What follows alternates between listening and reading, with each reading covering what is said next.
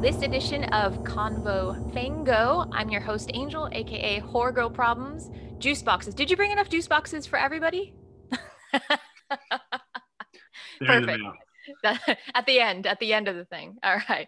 Today I am joined by director co-writer Adam Azimov and director of photography Pawel Pogorzelski of the new horror short Goodnight Darling. Yay! Hello. Welcome. Thank you guys for coming to hang out today. Thanks for having us. So I have to tell you, just very quickly, my it was kind of like my 2-sentence review immediately after watching this movie. Okay, right about I think it was about the 5-minute mark. I out loud said, "Oh no," and then that immediately followed by, "Oh fuck no!" Like it's like went up like 15 octaves. That's So, good. yes, you That was the effectively idea. I'm scared the glad. shit out of me within that, like, was like 6 minutes, under 6 minutes. That's awesome. That's good to hear, especially from Horror Girl Problem. Yeah. So tell us a little bit about what this is about. Well, the genesis of it kind of came. My co-writer and I, Isaac Kravitz, we'd written 2 features together. They're both genre, but they're kind of like more in the thriller territory. But we started like psychologizing ourselves and being like, what is it that we're really writing about? And we realized both of them are really about these stories about kids who learn that at a certain moment in their lives, learn their parents aren't really who they thought they were ultimately. And they're totally different movies. We didn't even realize as we were writing the second that was the case. And we were like, it'd be fun to do like just a fun genre short that kind of captures that theme because we're clearly interested in it.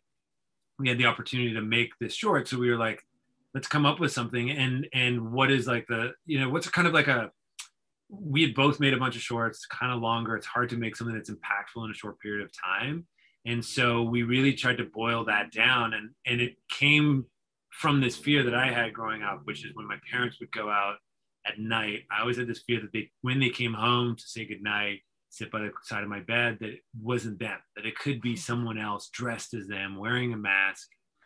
And sort of I took that, and obviously there's like the literal sense of that, but also the sort of a metaphorical sense of like, there are times when you're growing up and you think that your parents are this one thing, and you learn about them, you learn that they're human, fallible people. And sort of I hope if the short's effective, it's kind of getting at like that question at first. You're like, what is it? Is mom normal? Is mom going through shit, or is something more at play? And then it plays out. Yeah. Very effective, I would say. Like I said, I mean, that was my initial reaction watching by myself, just out loud, like in my home to myself. Oh. And obviously, it's shot very beautifully. Pawel, you've also worked on Midsummer, Hereditary, Tragedy Girls. So how did you come to be involved with this project? I've known Adam for a while now, and we've done a couple of shorts and a couple of commercials together. And yeah, we've been working together. So I was super excited to jump on board and shoot something else with him. I just, love shooting. And whenever there's a chance to shoot anything, shorts or features, I always get to learn something and push myself and try different things. And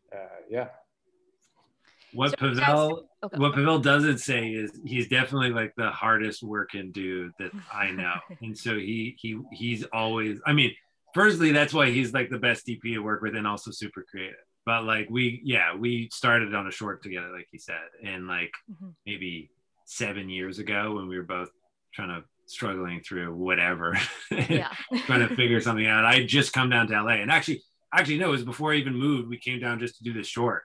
And Pawel and I sort of knew of each other from school, and then we met. And it was something I was doing with my wife, which is very funny because she's like this tiny little sweet, cute, lovely individual. And Pawel said he was scared of her. He's like, "Oh, I think Adam likes me from the meeting, but Ellen, I don't know." The only person to ever be afraid of Ellen, basically. Yeah. And we shot that together, and that was this short called The Baddest Part, which was like very fun.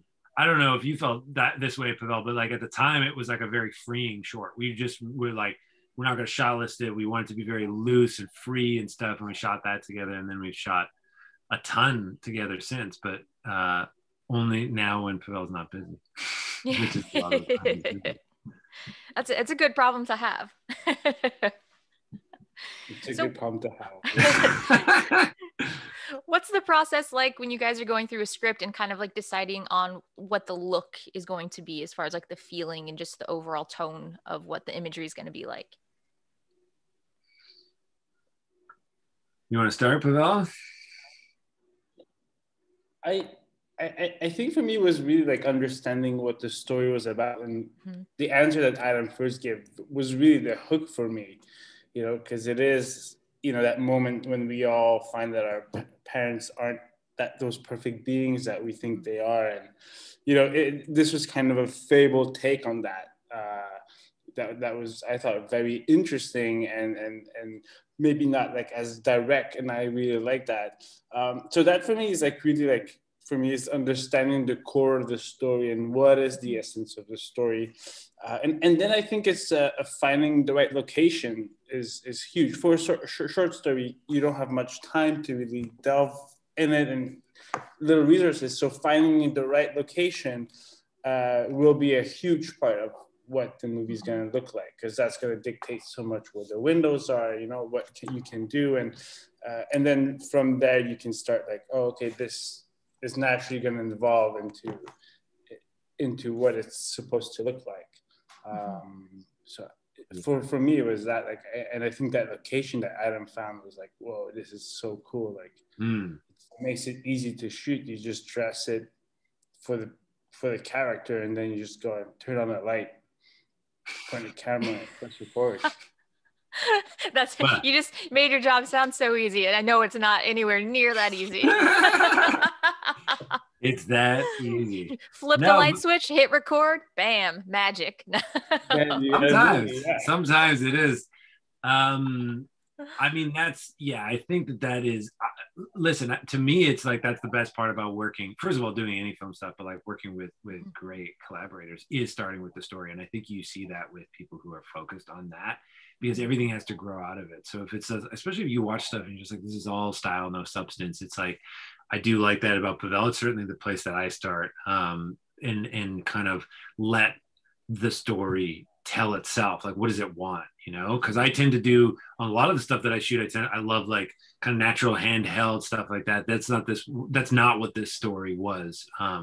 Felt like it's very classical, and that's kind of the way we shot it, with some twists on that. But I agree also that location, we were so lucky. We found this house in Torrance that is in that state basically, and her room is the guy's, like, you know, elder daughter's room that she's moved out, but it's just kind of like, it's an older house, and it still had all her stuff and her ballet, you know, a pole, and we used a bunch of the stuff in there. And then we had this amazing production designer who actually Pawel recommended. Her name's Bonnie Basevich, and she brought a lot to that on top of it. But like, you know, same thing, like getting to go to the house together. We scouted it together, took photos, come up with great shots and everything like that. So that's kind of like the start of it. And then you had a great idea, Pawel, on this for those wide angles. You had just shot that other movie with those super wides lenses that looked really nice. And we used those in like the bedroom and stuff, and they kind of give this cool effect. You're looking at it, kind of invites you to look at the whole room in a situation where you might normally be a little bit tighter and stuff. So I thought those were really cool. That was a good idea that I liked using. Since I think shot listing like becomes a natural thing when you think about story, like when you really think about like, what is this moment about, and then whenever there's a, you know, argument about what, you know, or discussion about what the shot should be, you just go into being like, well, what is dramatically needed here, and you know, quickly the cool shots go out, and you're like, well, it's really like, you know, what is the performance, and what is, or if a cool shot works for that and enhances it, then great. But like, it's all about, does it help the emotion? Right. And we started with this. I mean, one of the things I started collecting, like just visual references for the tone of it, and a lot of it ended up being kind of like 70s stuff, and like not even necessarily horror. Like one movie in particular that I pulled a lot of images from was Three Women, the Altman movie, which is tonally it is a little strange, but it's not necessarily a genre movie. But that, and I think we saw like a couple of pictures from that we started thinking about, like the mirrors, and of course it comes, the idea of it is like, what you're talking about, like is this mom, is there a second mom? So it's like this reflection, and then we got to the house and that mirror is on the wall, like the mirror that's in that shot in the room where she walks out and she walks kind of right into her big reflection. It was just there. We were like, oh, this would be so cool if we kind of frame it this way, she walks into that. And then we planted other mirrors throughout, and it just made sense for the story because that's what it is thematically, and kind of, yeah, it's what we're dealing with ultimately. So that's just like a fun thing that just starts growing naturally, and did on this film. I'll be back in 30 seconds. I just need to let my director in. Okay. Unlock the door. You're just like banging on the, let me in. Yeah, he's in prep on a movie in Montreal right now. So, yeah, but there's so many cool, like that's ultimately, I mean, I'm sure you know this, like that, it's like the collaboration is the funnest part. So like, I just love working with people where you're like, this is the seed of what we're dealing with. Maybe in this case, it was the script, but like, and how are we building it out? And like, you know, this is just such a short thing. It's only 6 minutes or 5 minutes, but it's like there's still so much that you can kind of go with, and having people who are game to run with it, using the story as the ultimate seed is the best part. I was gonna say, like, damn though, you guys did a lot in those 6 minutes. Like it's so polished, and like the pacing and just like everything about it is just like so tight. And it's not, I love that you guys both go back to like, okay, but the important thing is always to serve the story. Like that's always, it's not about like, oh, it's a 6-minute film, so let's like make as many like cool looking shots as possible and just throw weird like flashy kind of things in there. Like it always is serving the story. And I love that you both are like go back to cite that, and it comes through in the film. Like it's like it plays like it could be a feature, you know what I mean? It's just like very, very polished and very strong and effective. Like I said, it really scared me at the end. I was Thank like, you. Oh God. Appreciate it. Yeah, we're trying to get a couple of other ones made that we've been just sort of talking about and have for a long time, that are kind of, yeah, it's in that zone, and just, yeah, so we've just been having fun, like kind of talking about it over the course of a few years, and it's fun because I share my stuff with Pawel, you know, just as I'm writing it, to get his feedback and take, which is always fun because like even at an early stage, it's great to hear his take because he looks at it from story, but he's obviously thinking about it from like a slightly different perspective than a writer is, right? Yeah, so no, I appreciate that you responded to it. At least, you know, the other thing for this, it was like, I've done so many shorts, you just like traditionally like send it out to festivals and this and that. And like, even when you have a good festival run, it's like a lot of the time people don't even really see it. And so for this one, I was like, I just want to put it online. This company called Art Class that I do some commercials with, they're my like US reps here. They're the ones who produce the short, and they're awesome. They're these two guys, Gino and Vince, run the company. Vince is a director, and they're just like really supportive of doing cool stuff. And they were like, oh, we want to support our directors doing an interesting project. And I was like, well, do you mean like a spec commercial or something like that, so it helps get more work? And they're like, no, fuck that. Like, we want to do something interesting. Do you have anything? That was the whole start of this thing. And so getting that kind of help. And so from the beginning with them, I was like, I'd love to just release this one online because that's how people can actually watch it. And it was cool, like watching it go up on Alter, which is obviously like such a cool release platform, and just getting people's like response to it. It's really fun for short, rather than like just a small insular like festival. Yeah. Yeah. I love that. That's really cool. That, and to have that kind of support like right out the gate, I feel like that must be amazing. Like really, what kind of short films get that kind of support? Like it doesn't really happen, you know. Totally. It has to be incredibly rare. Yeah. And so much of the stuff, like, you know, I've done, you pay for yourself, you cobble together this and that. And so it's cool having those guys to support, and then like having a fun platform to go out on. That's awesome. Yeah.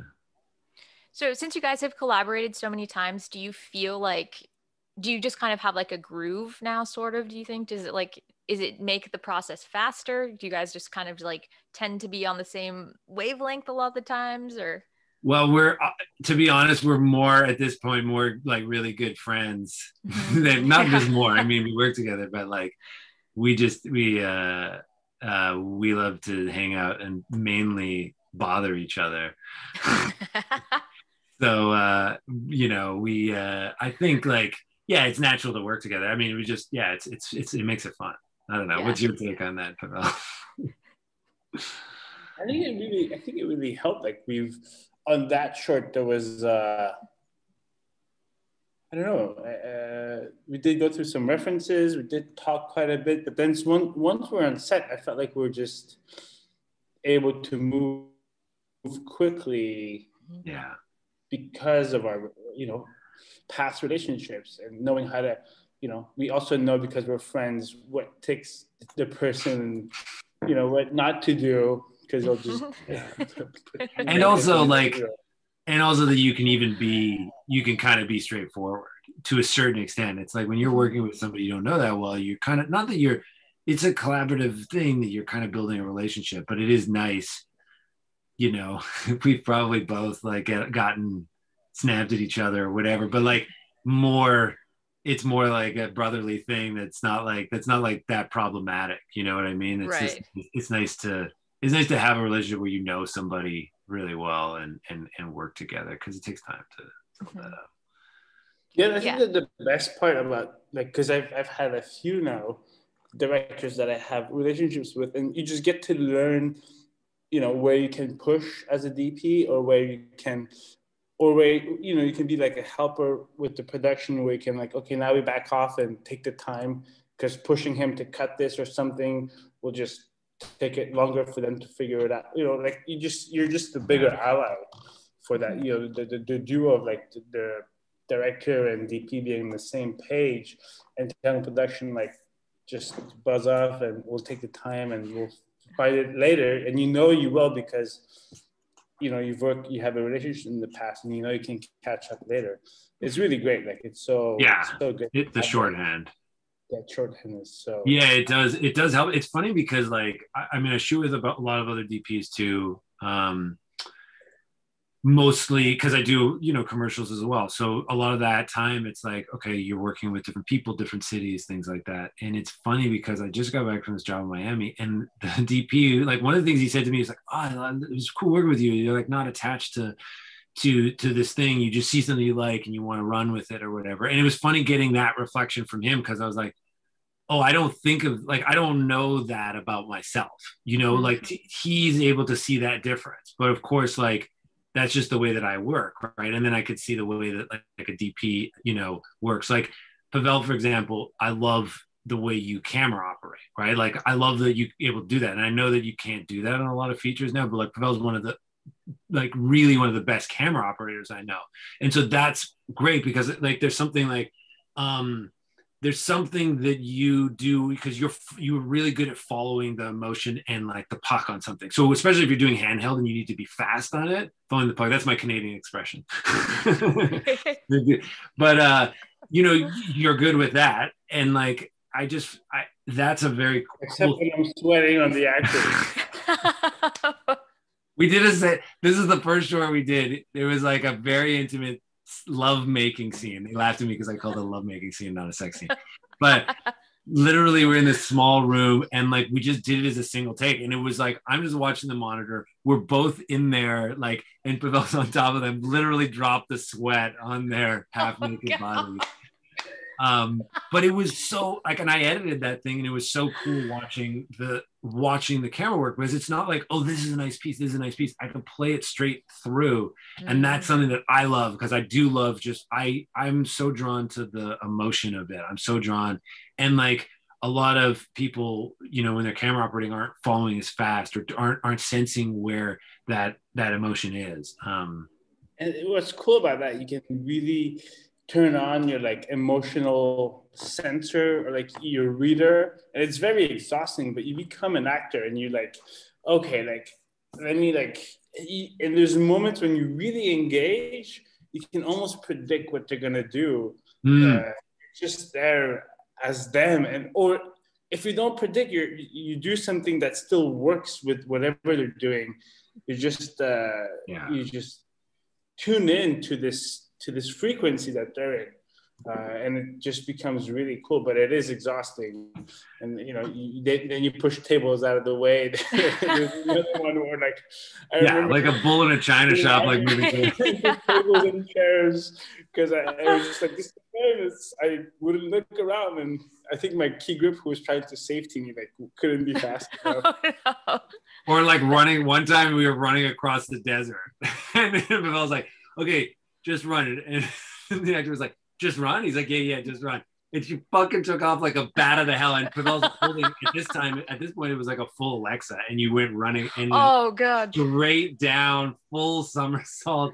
The lens took it. The camera was fine, amazingly enough. But like, I just love the way we were like, all right, let's do it again. Less fast. And that's what I love with like everybody I work with. I just want to find people who like, who are that. I love adventure. So like the filmmaking for me is adventure. I kind of was like, I went into editing to start off. So like, I knew I wanted to direct, but everyone wants to direct. Like, I'll start editing. And I love editing. I still do it, but I was like, I need to get out. I love working with people. I want the adventure of being out there. And like what you're talking about, Pavel, of like just following the actors. That's what I love about it. It's like when I think about, you know, a good DP, you're an actor in the scene, ultimately, not just on the outskirts. And same thing with the director. You're in it, you know, with those actors. That's what I love to do. I want to just like experience it and feel it and have the whole thing be an experience. Because I think that's what you can create. Like on these bigger movies, how people go into these DIT tents and they're like so removed from the set, and like, how can you get a sense of what's going on? Like, you have to be there.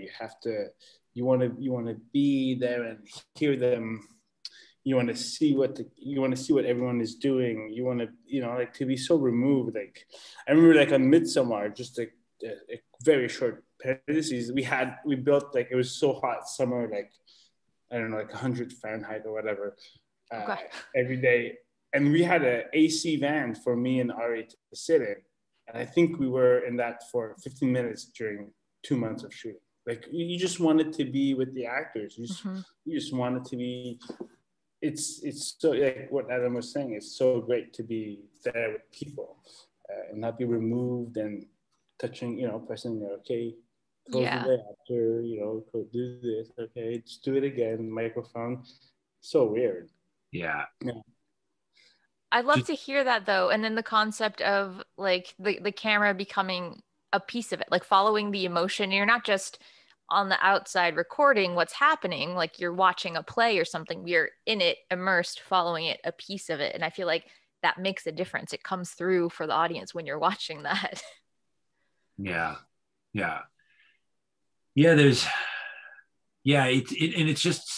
sensing. It's about being there, and it's about sensing it, and it's about being in the moment, really.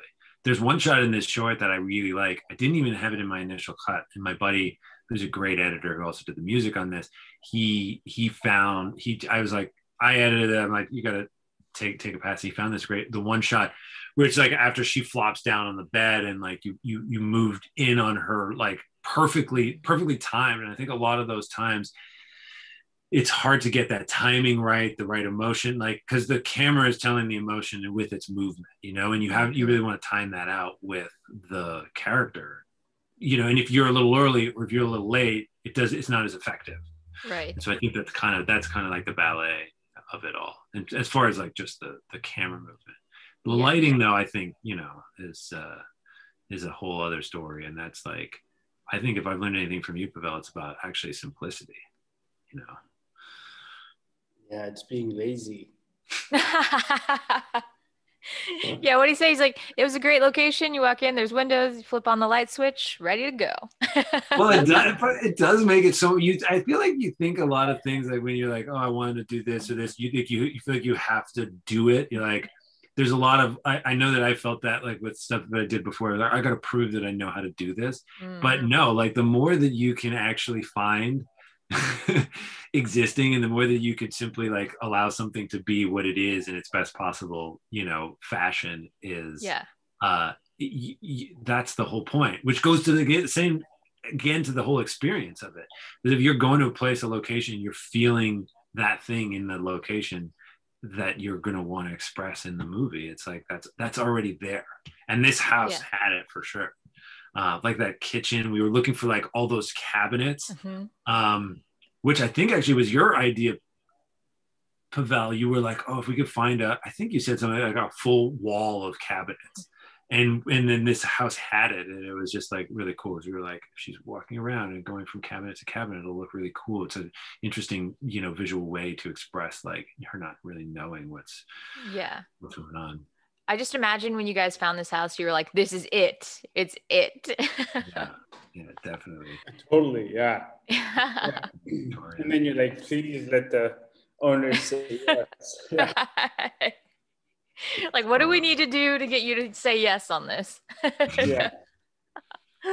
You also had a really stellar cast on this. Like, again, like it's doing so much in 6 minutes. But when I say that, I don't mean that it's like overly compensating in any way or doing, you know what I mean? It's like you said, you strip it down to the simplicity of it. And that makes it a lot scarier in a lot of ways. And the cast was just, you had a stellar cast. Yeah, we were very, very lucky. And honestly, I owe most of it to my wife, who's an actor and who also co-produced this. But she is, so we're good friends with Anna Sophia because she was on a show with her. And so she was just somebody that, we originally went through a casting director and just weren't seeing things. And, I don't always like to ask my friends for favors, but she was just like, she was in LA at the time. We were hanging out a bunch, and I was like, she came over and she had her head shaved from this. She did like a Quibi show, I think, or something, and she had to shave her head in it. And I was like, she just had this look, and especially we talked about and looked at Rosemary's Baby, and I was like, we'd just been seeing that, and I was like, oh, she'd be so good for this. And honestly, I just asked her, and she was like, yeah, I'll do it. She was just very gracious and helpful. And like Vivian, who's the little girl, Ellen, my wife, found through her other acting friends. Like there's a mom group on Facebook, and like they're all actors, and like Vivian agreed to do it, and she's like amazing and has so much experience. She's like in Bird Box and all these other shows and movies, and she's so good. And Lauren also, we found, well, Ellen found as well. Like honestly, she was our casting director basically. And Lauren was so good. She just, again, like just people who, I think, it took us a while to sort of get to the place where you're like, okay, whatever done isn't so bad. So people look at it and say, okay, maybe we can, we're not walking into like just a tiny production that's going to look crappy. So I feel like that's why at least they agreed to do it. And Lauren was so good as the mom. She's scary. And then the best was, and April Lang, who plays the final Vision, let's say, she was so good, and she was amazing and cool. And she was like, it's a role without like a ton of screen time, but is the most important arguably for that moment. And she was also so gracious and game to be brave about what that entailed, full body makeup and everything. And like, so I'm very, very thankful to her for doing that. Amazing. And how about the effects on this? Because that was great. Yeah, that was all like, it's all makeup. There's no visual VFX afterwards. And that's this amazing makeup artist named JQ, who Pawel had worked with before, actually. Yeah, she's awesome. Amazing. Yeah. And Pawel, she was Eureka, and she was just so good. And they spent like hours in there doing that. It looks like it. Like that shit is like nightmare fare. I was like, what? No, thank you. No. Totally. But I love the whole thing is just such a cool concept. Like honestly, one of my favorite parts about getting older is coming to know my parents and my grandparents as actual humans, as actual people. And that comes with flaws, and that comes with kind of a little bit of sometimes disillusionment. There's good parts and there's bad parts. And then taking that and flipping it into this, and it's like, And then take it back to childhood too. I mean, obviously that's looking at it as an adult, but then at concept, there's so many different things from childhood that are just like such terrifying concepts. And the idea of being a kid and just thinking like that your home is your safe space, that's your sanctuary. Your parents are your protectors. What happens when that flips? Yeah. And Pavel and I, like, have talked a lot about that, and my co-writer Isaac and I too, but it's like that's something we've shared a lot about, personally, the things we've gone through growing up, and like for me, like one of the things is my dad's bipolar, and so and was unmedicated for most of my childhood, and like went through severe like manic episodes that happen. And so you're exactly like, that's the thing, you're like, what is normal, learning to like feel out, something's different, I don't know what this is, and like those things that we take that you don't understand when you're younger, and then in hindsight you look back and you go, oh, that was actually kind of a crazy situation, and like, but you take for granted because it's what you're taught. It's just, you're simply in your parents' house and you have no choice of what to do. And that's a funny thing, because one of the comments, like I've been interacting with the comments on YouTube because it's just fun to do that. And Alter was like, oh, it's great, it's cool to stay in touch, and that's how we like to do it and keep people like communicating and everything. And a bunch of the comments are like, oh, like she just goes to bed afterwards, what the hell, after she sees her mom like put whatever meat in the cupboard. And I'm like, my take on it is like, man, my parents did some fucked up shit, and you have no choice when you're a kid. You can't, there's nowhere else you can go, right? Like, and or you just take it as normal because of other things that you've dealt with, right? Yeah. Well, when that's your world, like, how do you know? Go ahead. Yeah, it's your home. Yeah, it's exactly it. Like, that's what It's like you grew up then, and then you go to other people's, like, you're like, what? What? Your parents do this? That's so crazy. And for them, it's like, no, that's normal. And what I would do would be crazy for other people. Yeah. But you take it like that. Yeah, this is normal. Yeah. Well, it's funny because like I think also a lot of projects like this, people will like have an idea for a feature and then like, oh, I'm gonna do a short to sell it. I was like, no, I just want to do something that like stands alone as like just like a feeling and idea.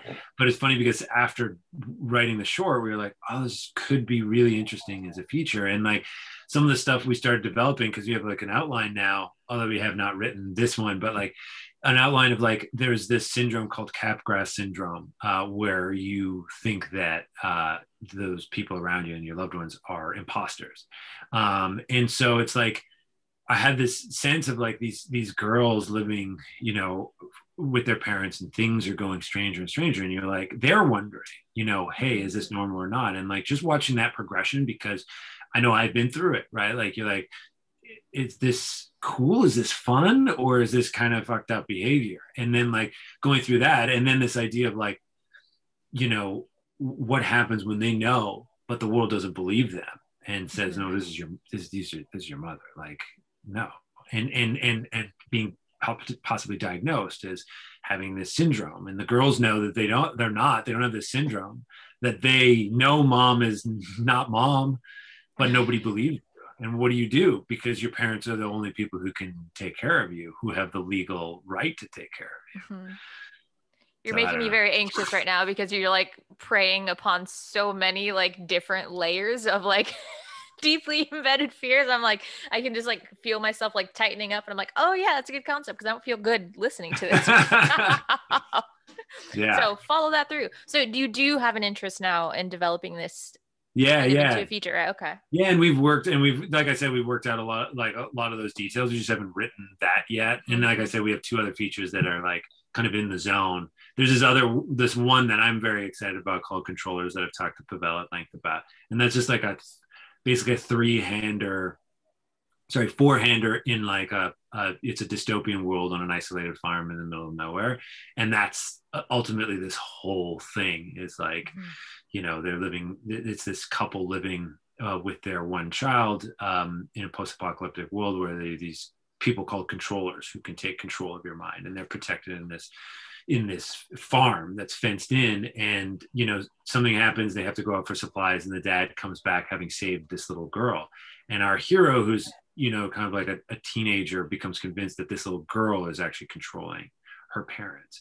And it's this, you know, this, it plays on a lot of the same themes, but like, I just like stuff that is genre, but is really based on more like, just has a deeper meaning and deeper theme and deeper, like very human stuff. Obviously, all the best genre, horror, crime, whatever does, but yeah.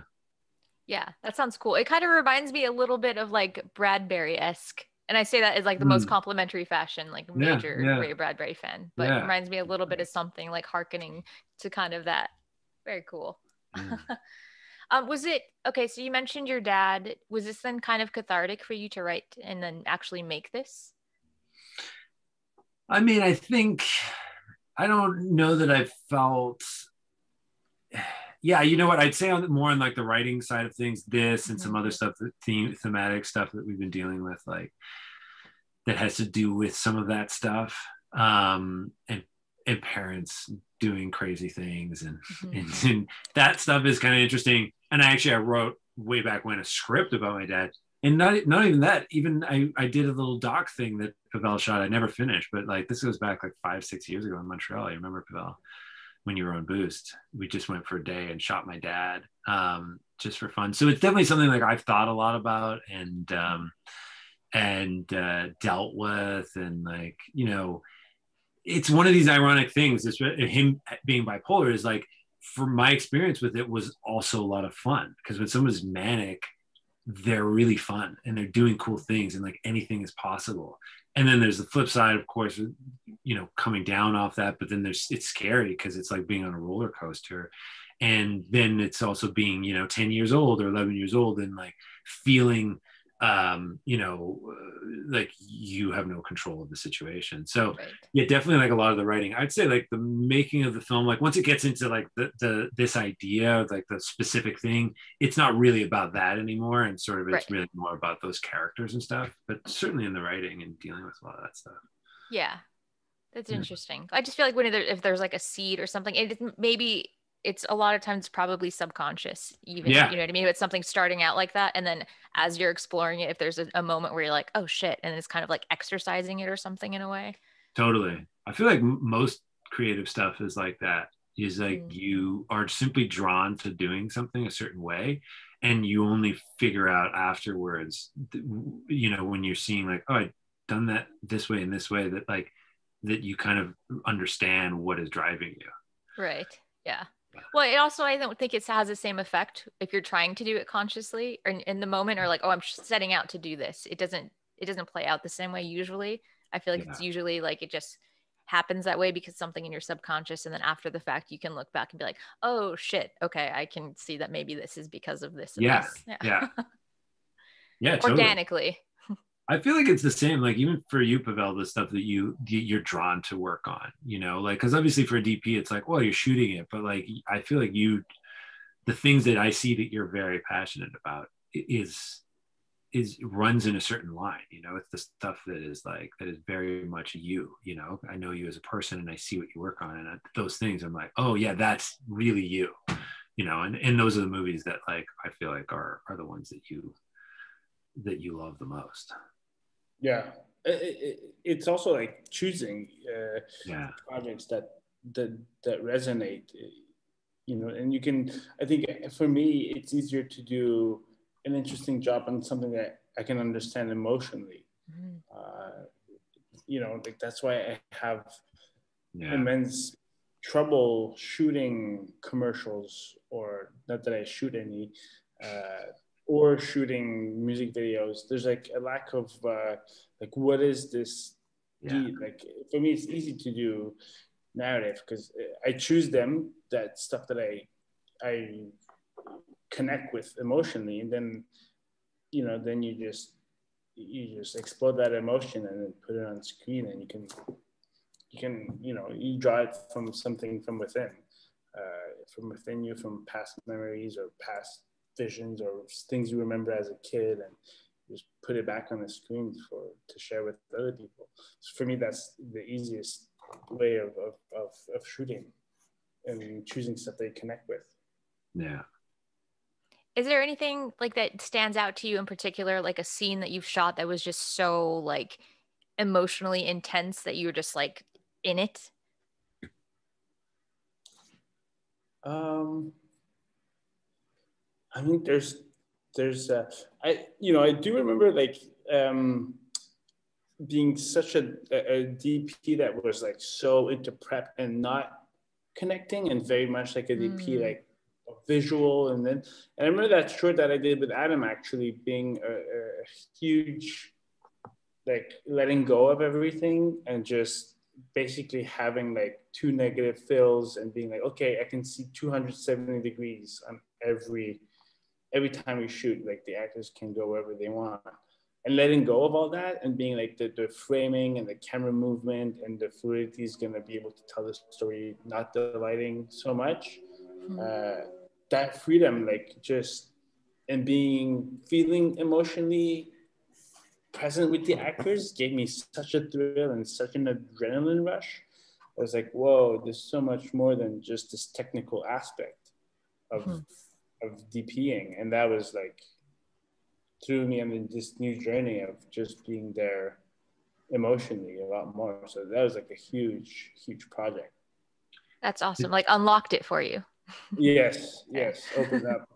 Yeah. I think you gotta like, you go through those stages, like any creativity, you're going through just the stages of all of that, right? So it's like the whole technical side of things, it's like you got to go through that because you need to learn it. And you're a hard worker. You did a lot of different jobs, and you did a lot of, just shot whenever you could, like when you before you had the choice to choose, right? Like, but I feel like that it's interesting because like some people are more specific and like choose to like, I only want to work on this at the beginning. I don't know, there's different ways of doing it, but like you got to get that technical side of things in order to be able to let go, right? Because if you're letting go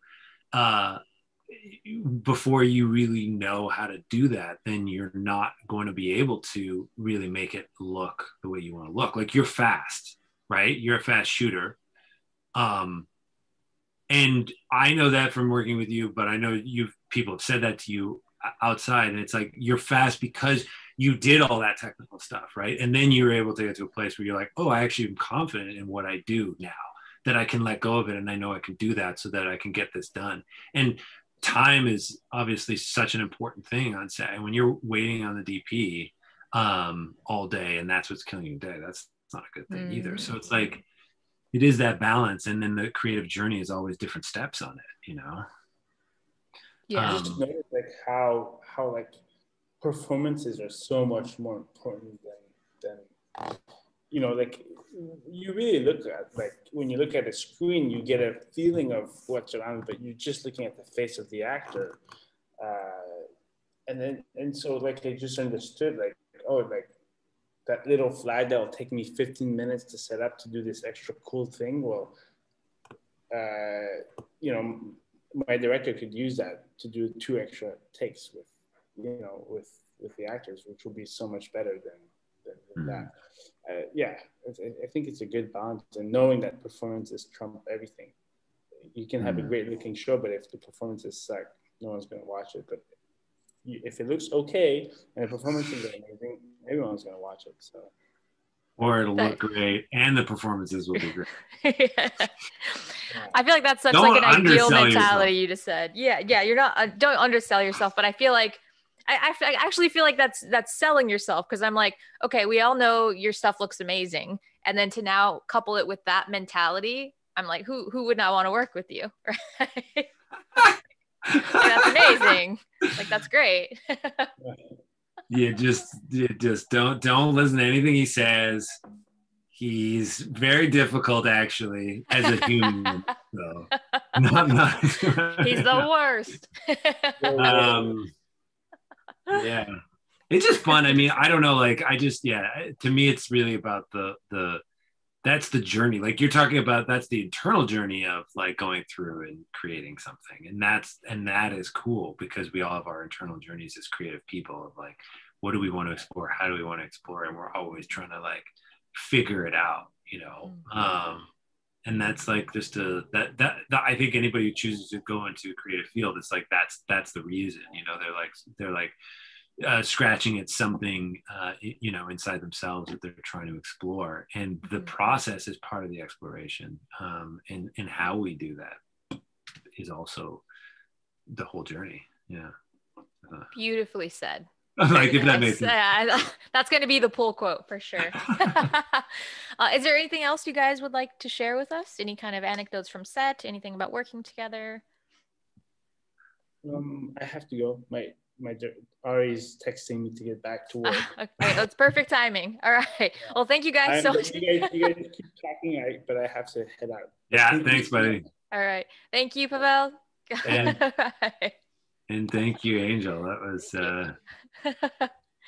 no, this was super fun. I'm excited for I feel like a lot of people have watched it already, but I'm excited for like more people to go and see this, and it's readily available. It's like 6 minutes, so I'm like, it's bite-sized. Go and consume it because it's great.